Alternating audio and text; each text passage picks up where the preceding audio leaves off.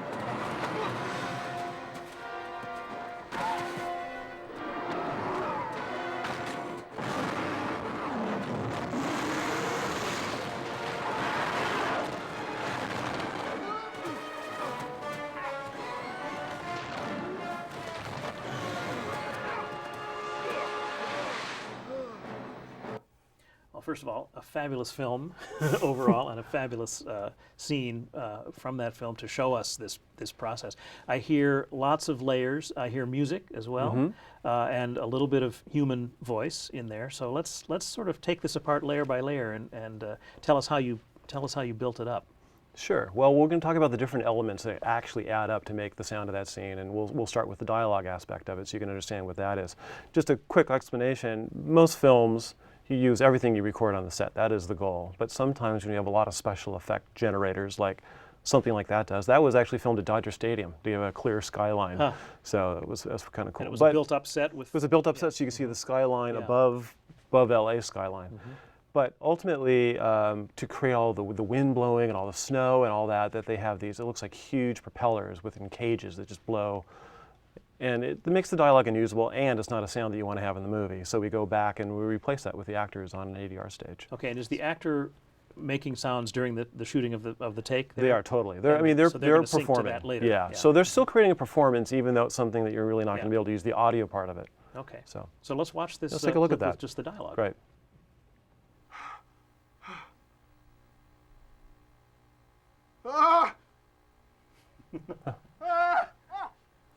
What's he reacting to? So he's reacting to this called the Polarilla chasing him. And the best thing is Chris Pine's just such a great actor, and he came up with so many cool little nuances even in that makes it kind of funny, because it is supposed to be a little bit funny at the same time. It's supposed to be a threat, but it's a surprise. It's a surprise. Yeah. And listen to some of the things that he does that are his reaction, but they're also kind of funny. They're fun. It's all about fun. Yep. Like a mailman with a terrier. Yeah, exactly. That's a stunt fall, I assume.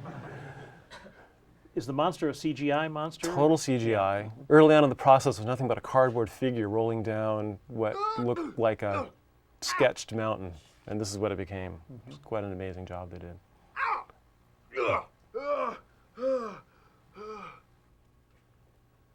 Fantastic. Great. Now, are you recording the actor live so that he can sync that up later? Yeah, I mean, it can be somewhat. it can be somewhat of a tedious process in a way, but it's really about creating their performance or giving it something extra, which I think he completely did in that sequence. So he goes back into a studio, loops that in. Yeah. Something like that, because there's not a lot of sync dialogue, you might do multiple takes. You might say, okay, we're going to put it up, we're going to go through it, do what feels right, and you do a couple takes, and then you put together the ones that you have the character that you're looking for in the scene, in the film, and then you sync them so they feel like they're coming from him. Yeah, and it totally is believable totally even does, in isolation there, which is fantastic. Yeah. Next layer. Right.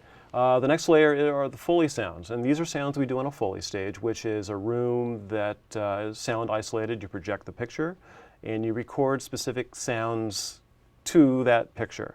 And a lot of times, stereotypically, it's used for things like footsteps. People think of Foley and footsteps, but the Foley process can be far more than that. And I've done like car crashes in the Italian Job on a Foley stage because of the way that you can manipulate sound and frequencies, that you can make something sound much larger or smaller, or you just really can play with the sound. But you're actually making sound live in a room. You're making sound live in the room, sync to the picture. So I have in my mind old-time radio for some reason. This is sort of the same idea with the old... Not that far removed. Yeah. Although you don't do, let's say, everything in a complete sequence. You do one at a time Sure. and get it the way you want it before you move on to the next. But, Okay. but it is kind of like a radio play when you think of it. Let's watch that Foley track.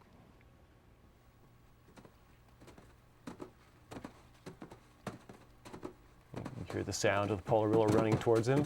How are you making that sound? The Foley artists have all these, for a lot of the snow, we use cornstarch because it's got that kind of squeaky quality to it. We did bring in 100 pounds of snow ice to try to give it a realistic sound on top of it. So those are all the different layers. You might have a squeaky sound, you might have a snow sound. When it comes to the big hits, those are everything from like sledgehammers on cement, that are baffled a little bit so it doesn't have that ping to it.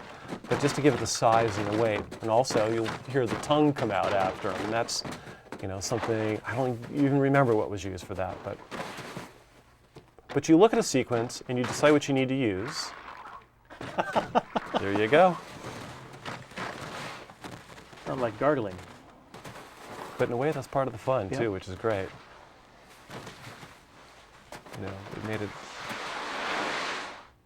Oh, fantastic. All That right, was a lot of fun. there's a lot of storytelling just in that Right. clip, even with nothing else going on. And again, it's synced to the film live. Can you adjust it if the sync gets off? Right. Matter of fact, you're always adjusting it. You're really there to record the sound you need, and fine-tuning the sync comes after the fact. But so you spend time to really try to get that sound. Sometimes you do it to picture, sometimes you don't. But Okay. you decide what sounds you're going to need and where you're going to do them. You're going to create them as a sound effect, do them on the Foley stage, do them on the ADR stage with actors or other people known as group ADR. So ADR stands for?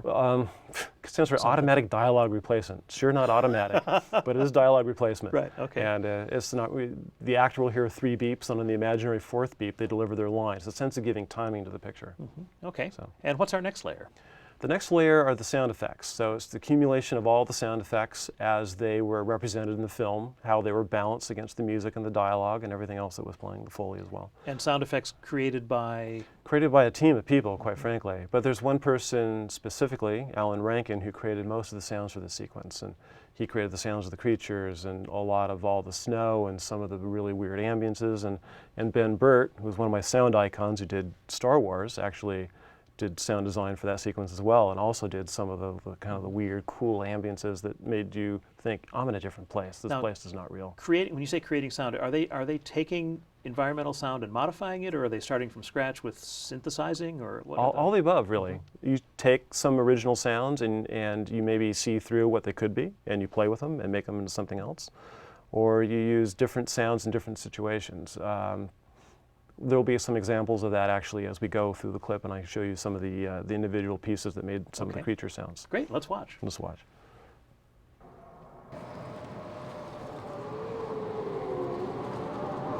That was our picture editor's dog that made those howls. It's like, yeah, we need something kind of cool that kind of throws you off. And there you go.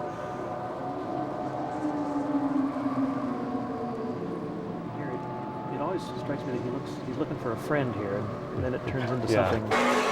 Yeah, a shock cut, right? Yep. And JJ orchestrates those things so well.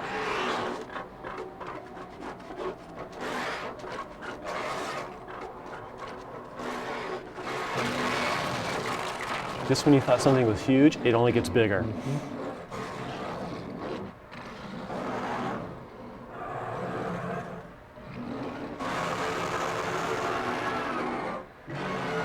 You want that to be really loud and big, but not be so loud and big that it hurts. Yeah. So there's certain tricks you can do to help make that happen. The thing you hear in the next theater in a suburban multiplex. Yes, frequently. Yep. No. Is there a library of stock beasts? There isn't a library of stock. So you have to make each beast from scratch. You do, and you want to, because it's easy to sound like, oh, that just sounded like the creature from, it could sound like King Kong. I don't know what it sound like. It could sound like Godzilla. It could sound like any numerous creatures that we've heard in other movies. And it's hard because you want them to be organic. And there's really, I'm not going to say the palette is limited, because you can use anything that's sort of real from a human voice. And trust me, we do a lot of this all the time. Sure. But nonetheless, it's based on something that's real. Now I think we have one more track, right? And we this is some actually we have 2 more. What it is, it's going to be just the sounds of the creatures, Okay, and you're going to be yes. you'll more clearly hear some of the elements that made it sound the way it does in the completed clip. Okay, creatures, please. Let's roll creatures.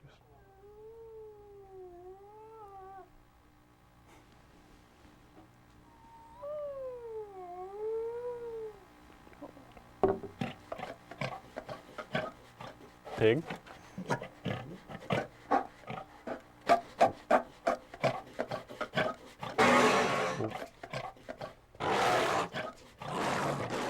little bit of lion.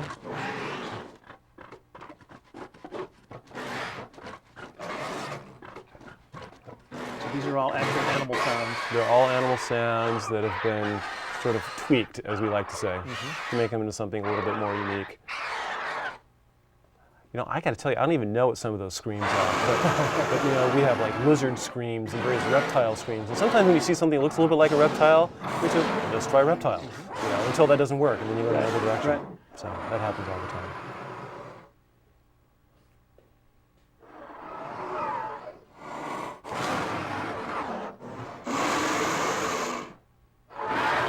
Wow.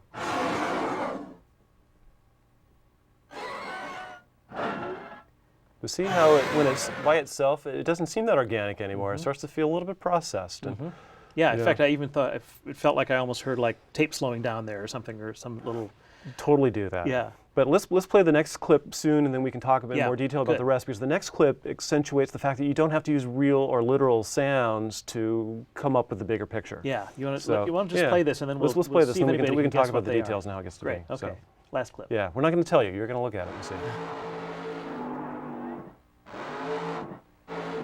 Okay, I'm going to have to tell you now that you've heard it. That's a dragster rev.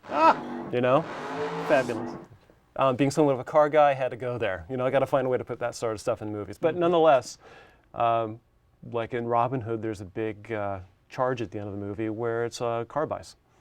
You know, so you take things and you put them in non-literal ways, and it gives you a sense of energy when you need it. Fantastic. And that's blended in with everything else and just adds texture. They're blended in with everything else. I mean, and for this, it gives a nice sort of mid-range quality to it, and gives it kind of like that overly compressed, sort of gritty, distorted kind of roar. And that's what we're looking for. What a treat to see that process so beautifully laid out and explained. Thanks for that. It's the fun stuff. We're going to turn to our studio audience now and see if they have any questions. Great. Let's see. Who would like to ask the first question? You, sir. Hi, my name is Terry. Hey, Terry. I was wondering what problems you face with sound editing. What problems I face? Well, you know, the problems are always what's going to be new and unique. But the most important thing about any contribution that myself or my team does is what's going to serve the story. Because ultimately, it is a story. It's with characters, and it has a story to tell. And what we do with sound is really meant to support and maybe help tell certain aspects of it, but it's a supporting process to the big picture. You know, granted that maybe 50% of the experience is sound, but it's something that's really helping to tell the story. So the biggest challenge is to always make sure you're supporting the story, don't give it more than it needs, and be innovative. Great. Sure. Thank you. Anybody else? Hi, over here. Hi, my name is Agatha. I was just wondering how long it usually takes to edit the sound for a film. Well, every film is different. They all have their unique personalities, and a film like Star Trek took, let's say, generally the better course of a year of many, many people, because it takes a long time to develop something. You might think that you're making something that you like, and you get it, and you're like, no, not that happy. You start from scratch, and that's really time involved. But other films are simpler films, and it's clearer what the sound needs to be, and it takes, you know, maybe 3 months. Now, there's a certain process where most films fall within a certain, let's say, schedule guideline where you might spend 3 to 4 months doing it. They finish the shoot, you start to develop the sound.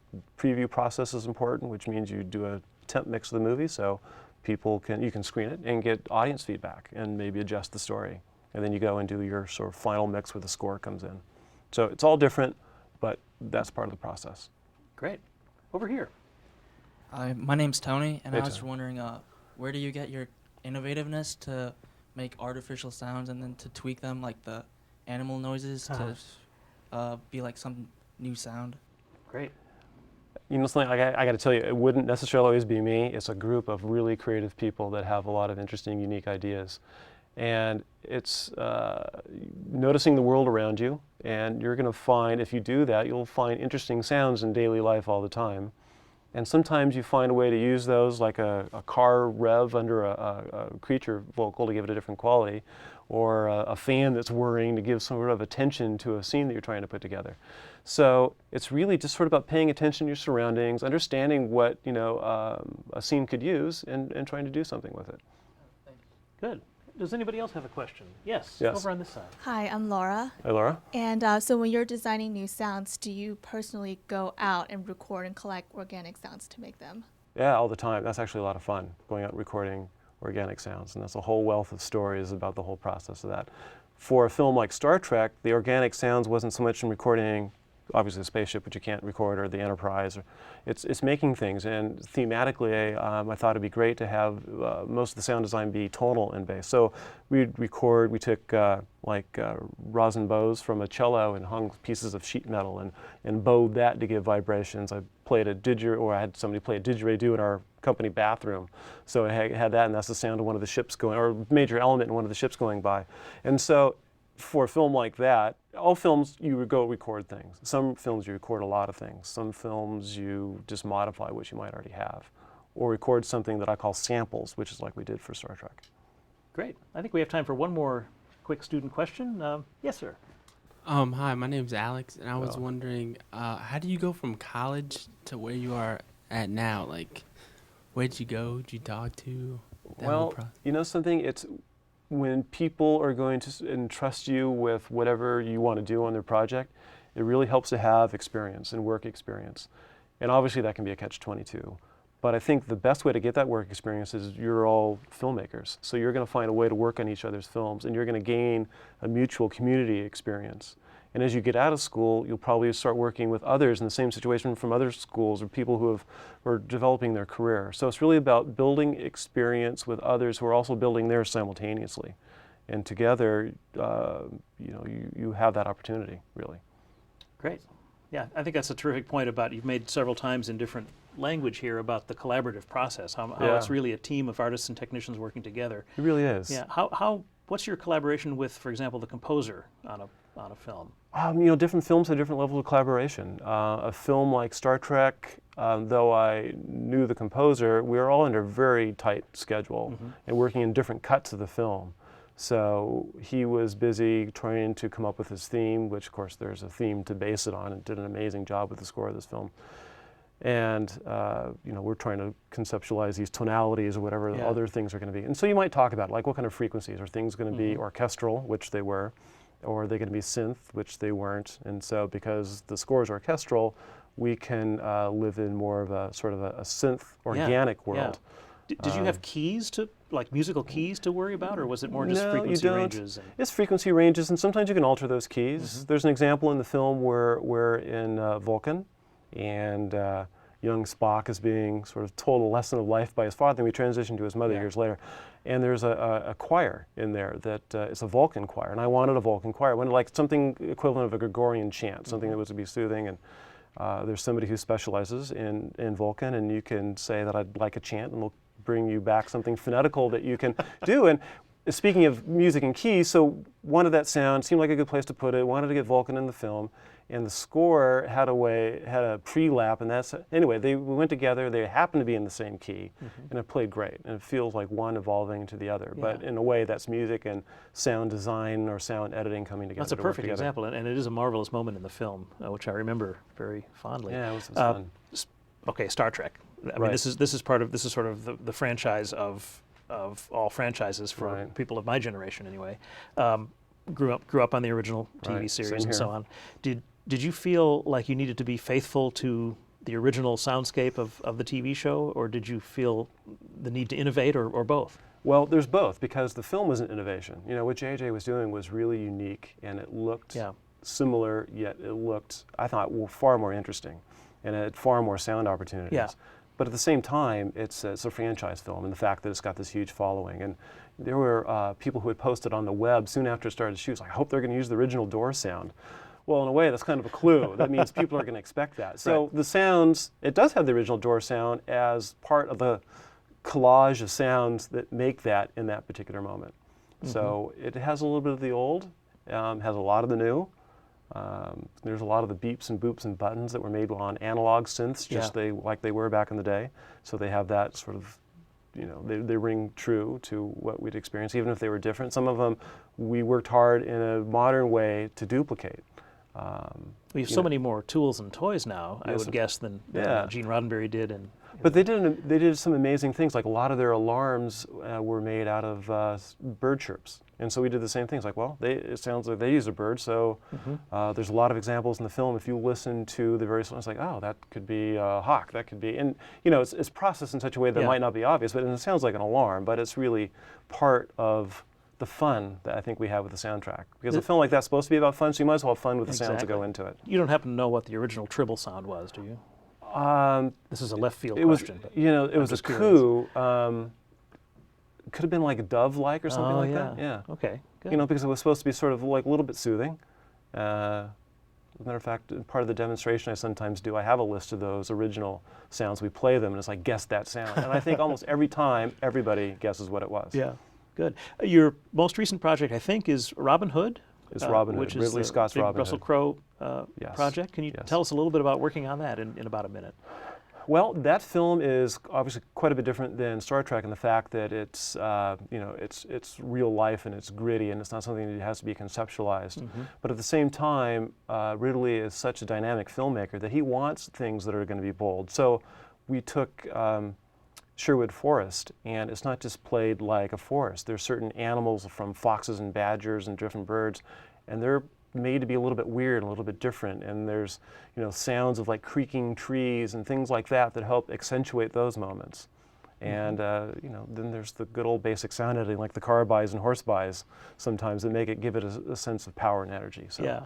No actual car buys. no actual car buys, but it's a really it's a great film. It's an epic film, and it's a prequel, just like Star Trek is a prequel. And just real quickly back on that ADR process with a show like Robin Hood, which is a lot outdoors, a lot of battle, a lot of horses and Right. so on. Is that the same thing going on? The actors being recorded and then going in and doing it later? I think we probably had more ADR in Robin Hood than we did in Star Trek. Okay, makes sense. There's yeah. just a lot of challenging production locations. You're right, when you have a lot of people and you just can't hear clearly, even though you've got radio mics on, lavaliers, in certain ways, you can't hear the performance like you want, so you're going to have to go and Well, replace I think it. it's going to be fabulous. We can't wait to see it. Yeah. Marc Stoeckinger, thank you so much. Thank you so much, too. It's been a real pleasure. All right, great, thank you. This is Rick Davis for Studio A. Thanks for watching.